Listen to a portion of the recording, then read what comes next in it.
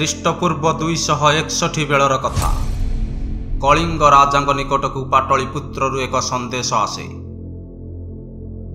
ଯେଉଁଥିରେ ମୌର୍ଯ୍ୟ ସମ୍ରାଟ ଅଶୋକ କଳିଙ୍ଗର ତତ୍କାଳୀନ ରାଜାଙ୍କୁ ତାଙ୍କ ସେନାବାହିନୀଙ୍କ ସହିତ ତାଙ୍କ ନିକଟରେ ଆତ୍ମସମର୍ପଣ କରିବାକୁ ବାଧ୍ୟ କରନ୍ତି। ଯଦି ତାହା ନ ହୁଏ ତେବେ ପରିଣାମ ଭୟଙ୍କର ହେବ ବୋଲି ଚେତାବନୀ ମଧ୍ୟ ଦିଅନ୍ତି। ତତ୍କାଳୀନ କଳିଙ୍ଗର ରାଜା ସମ୍ରାଟ ଅଶୋକଙ୍କ ନିକଟକୁ ପ୍ରତ୍ୟୁତ୍ତର ଦିଅନ୍ତି, କଳିଙ୍ଗ ମାଟିର ବୀର ସନ୍ତାନ ମୁଁ। ପଛଘୁଞ୍ଚା ଦେବା ମୋ ଜାତିର ଜାତ କରେ ନାହିଁ।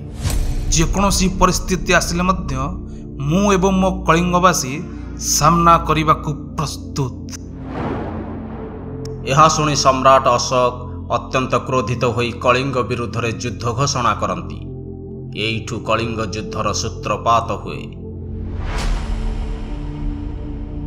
ଏହି ଯୁଦ୍ଧ ଏତେ ଭୟଙ୍କର ଥିଲା ଯେ ଏହା କେବଳ କଳିଙ୍ଗ ନୁହେଁ, ସମଗ୍ର ବିଶ୍ୱ ଇତିହାସରେ ରକ୍ତର ଛିଟା ଲଗାଇଦିଏ। ହଜାର ହଜାର ନରସଂହାରରେ ଦୟା ନଦୀର ମଧୁର ଜଳ ମଧ୍ୟ ରକ୍ତବର୍ଣ୍ଣିତ ହୋଇଯାଏ। ଉଭୟ ପକ୍ଷର ସେନାବାହିନୀରୁ ସମାନ 1 ଲକ୍ଷ ଲୋକ ମୃତ୍ୟୁବରଣ କରିଥିବା ବେଳେ କଳିଙ୍ଗ ସେନାର ପ୍ରାୟ 1,50,000 ଲୋକଙ୍କୁ ଅଶୋକଙ୍କ ସେନାବାହିନୀ ବନ୍ଦୀ କରିଥିଲେ। ଶେଷରେ ସମ୍ରାଟ ଅଶୋକ ବିଜୟୀ ହୋଇଥିଲେ। କଳିଙ୍ଗକୁ ବିଜୟ ଲାଭ କଲା ପରେ ସମ୍ରାଟ ଅଶୋକ ଯେତେବେଳେ କଳିଙ୍ଗ ଭ୍ରମଣରେ ଆସିଲେ, ଏତେ ମାତ୍ରାରେ ରକ୍ତପାତ ଦେଖି ମ୍ରିୟମାଣ ହୋଇପଡ଼ିଲେ।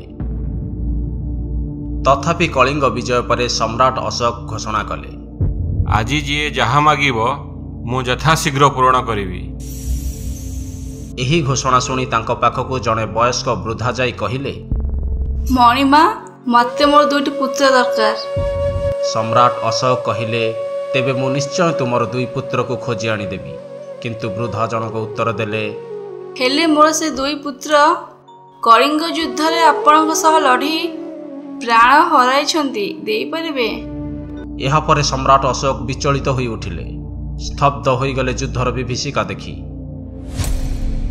ତାଙ୍କର ଏପରି ରାଜ୍ୟ ଜୟ କରିବାର ଲୋଭ ଏତେ ସଂଖ୍ୟକ ନରସଂହାର ଏବଂ ରକ୍ତପାତର ଏକମାତ୍ର କାରଣ ବୋଲି ହୃଦୟଙ୍ଗମ କଲେ।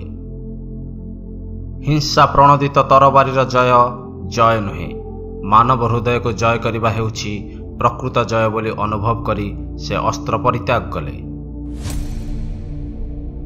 ଏବଂ ଶେଷରେ ଜଣେ ବୌଦ୍ଧ ସନ୍ନ୍ୟାସୀଙ୍କ ସଂସ୍ପର୍ଶରେ ଆସି ସେ ବୌଦ୍ଧ ଧର୍ମ ଗ୍ରହଣ କରି ଚଣ୍ଡାଶୋକରୁ ଧର୍ମାଶୋକରେ ବଦଳିଗଲେ।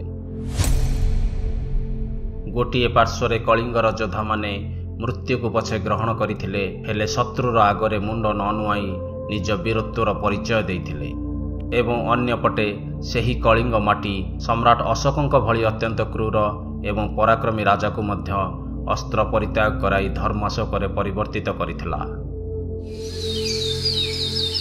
ଏ ମାଟି ବୀରତ୍ୱର ପ୍ରତୀକ, ଏ ମାଟି ଶାନ୍ତିର ପ୍ରତୀକ, ଯାହା ପରବର୍ତ୍ତୀ କାଳରେ ଉତ୍କଳ ଏବଂ ଓଡ଼ିଶା ନାମରେ ନାମିତ।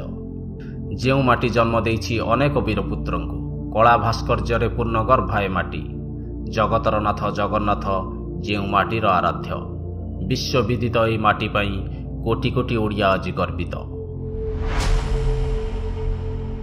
ଅତୀତରେ ଏହି ମାଟିକୁ ଖଣ୍ଡ ବିଖଣ୍ଡିତ କରିବାକୁ ଅନେକ କୁଚକ୍ରୀମାନେ ବିଭିନ୍ନ ପ୍ରୟାସ କରି ମଧ୍ୟ ଶେଷରେ ବିଫଳ ହୋଇଛନ୍ତି।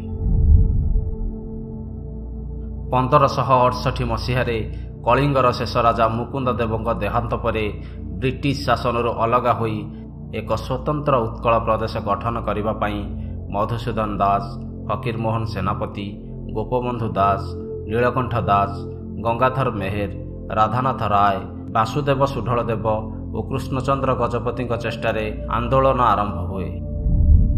ପ୍ରଥମେ 6ଟି ଜିଲ୍ଲା କଟକ, ପୁରୀ, ବାଲେଶ୍ୱର, ସମ୍ବଲପୁର, କୋରାପୁଟ ଓ ଗଞ୍ଜାମକୁ ନେଇ ଓଡ଼ିଶା ଗଠନ କରାଯାଏ। ଏକ ସ୍ୱତନ୍ତ୍ର ରାଜ୍ୟ ଗଠନ ପାଇଁ ବିପ୍ଳବ ଉତ୍କଳ ସମ୍ମିଳନୀ ଗଠନ ପରଠାରୁ ପ୍ରାୟ 3 ଦଶନ୍ଧି ପରେ ସ୍ୱତନ୍ତ୍ର ଓଡ଼ିଶା ପ୍ରଦେଶର ମୂଳଦୁଆ ସ୍ଥାପନ ହୁଏ ଏବଂ ପରେ ପରେ 1936 ମସିହା ଏପ୍ରିଲ 1 ତାରିଖରେ ଓଡ଼ିଶାକୁ ଏକ ସ୍ୱତନ୍ତ୍ର ରାଜ୍ୟର ମାନ୍ୟତା ମିଳେ।